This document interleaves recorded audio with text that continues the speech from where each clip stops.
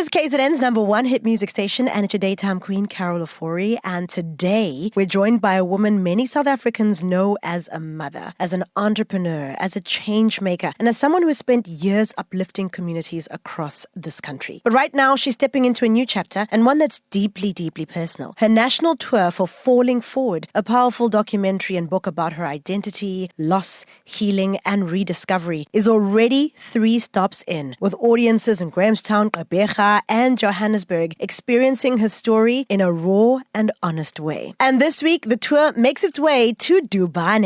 It's a story about falling, but more importantly, about choosing to rise again. Please help me welcome the amazing Rachel Kolisi. How are you, Rachel? Hello. Hi, guys. I'm really well. So, Falling Forward.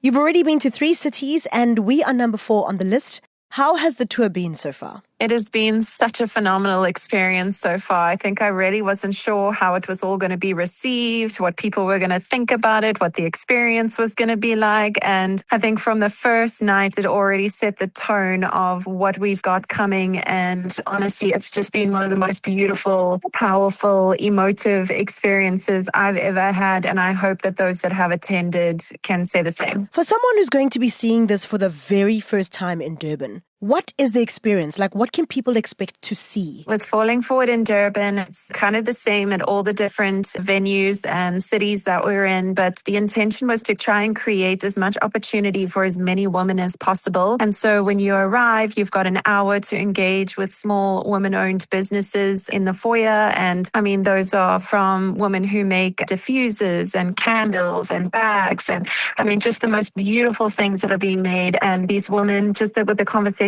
I've been having from the first, I think we've had over 100 now at the first 3 roadshows, just the experience and what it means to them and how grateful they are for the platform, for the support, for the exposure is just phenomenal. So you'll engage with all of the small women-owned businesses in kind of like a market experience. You're going to have some drinks, some snacks as you come in. There's a few little spoils from some brands that have come on board. And then we'll be going inside. Once we're inside, there's a performance by Anika Kiana, who's an up-and-coming South African artist and who's been on tour with us so far. There'll also be a choir joining us on the night. And then we will go straight into playing the documentary. And then I will be joined on stage by Nomdeni, and we will be hosting a beautiful conversation about the documentary and really just the last year in my process and speaking about where we are heading going forward. For you, I know coming to Durban, this is a place you called home for a bit. And how does it feel coming into this space and creating the space for women to come and, be vulnerable in your space? I've hosted events in Durban before, and I must say that previously it was always quite hard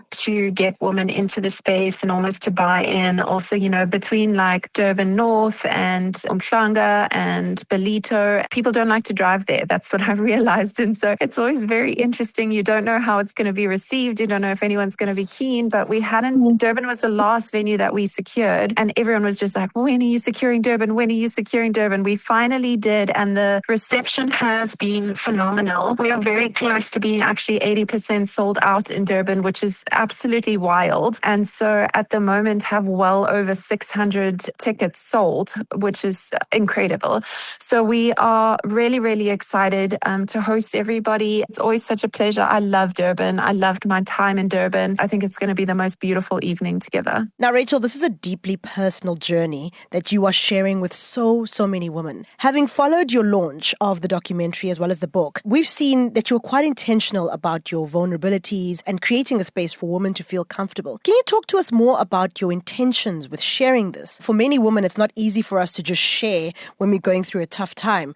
We often share when the tough time is over, and then we feel like it's safe to share.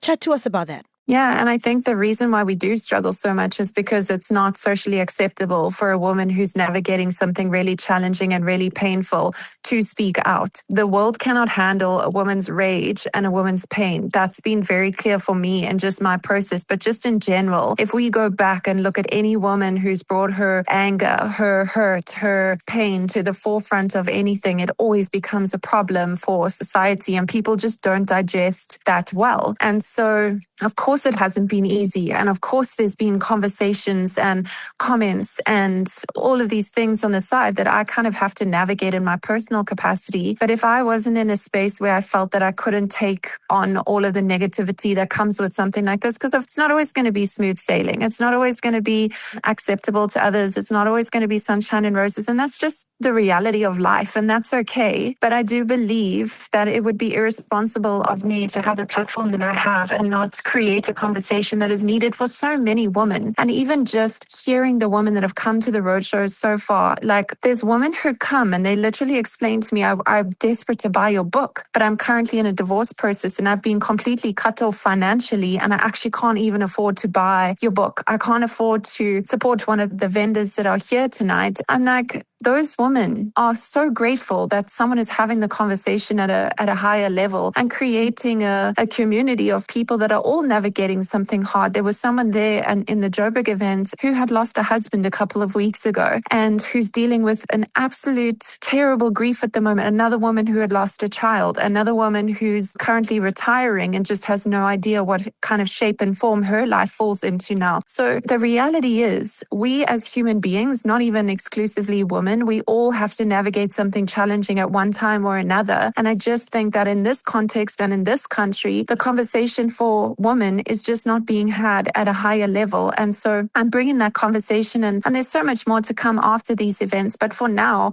it's sharing a lot of different hurdles and challenges that I've had in my life and how I kind of navigated through those and where it's landed me up today. And so that's really the intention. And it's been so beautiful. And I just refuse to get sidetracked by anything else that might be said or done in between then. And I'm really just on a mission, and my mission is very clear in my mind and my heart. Now, you're, of course, a public figure and living a public life, and you've had to literally fall forward publicly. And you did touch on not wanting to be moved by the noise around your intention for sharing this. How have you kept yourself completely grounded? Yeah, I mean, it definitely can. And I fully respect that, everybody's got the everybody's got the right to their own opinion and thoughts and whatever. And social media just unfortunately makes it accessible to everybody all the time. And, people feel the strong need to share their opinion all the time. And that's totally fine. Like, I don't spend too much time worrying what everybody else is saying. And what keeps me grounded is my faith, number one, without a doubt. And then secondly, I've surrounded myself with the most beautiful people who know my life, my intention intricately. And those opinions are who I care about most and who really keep me grounded and aligned. And if I'm going off track and if there's areas that I need to adjust, they are the ones that I will go to, and they will the ones who will give me beautiful advice on the journey. Rachel, you've also shared this journey with us as a documentary as well as a book. And one of the hats you wear is, of course, being a mom. When you think about how vulnerable you've been, do you think about your kids? Do you for a moment say, oof, maybe I shared too much, or how will they receive this one day when they're older?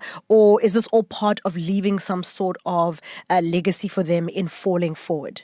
I think there's no greater gift than a person can give their children to show them that being vulnerable and being brave is a beautiful thing and something that everybody should feel safe enough to do. And so I feel extremely proud of what they will be seeing one day. And already it's been a massive conversation in my household, and the process that I'm following and what I'm doing and how it's empowering so many other women, how it's creating so many beautiful conversations. I think it's incredible. And my kids have just been so on board with it. So it's been beautiful. When I pick up your book or watch the documentary, how deep are you going to unpack your journey? Are you letting everything out, or are there still some parts of you that you are keeping very private? Yeah, I think it depends on your intention as to why you're picking up the book or why you've bought a ticket to watch the documentary. I could answer that in several different ways. But the reality is, I don't know why everybody's coming. I don't know why people buy the book. I think that's completely up to them. I've shared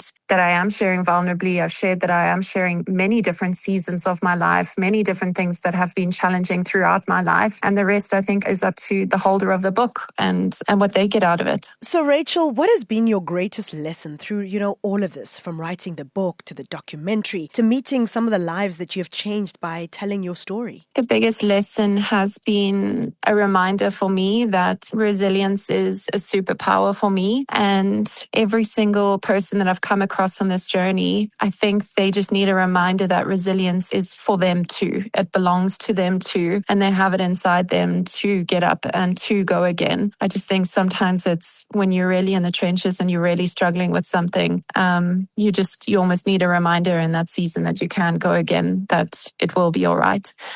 So yeah, that's been a beautiful lesson for me.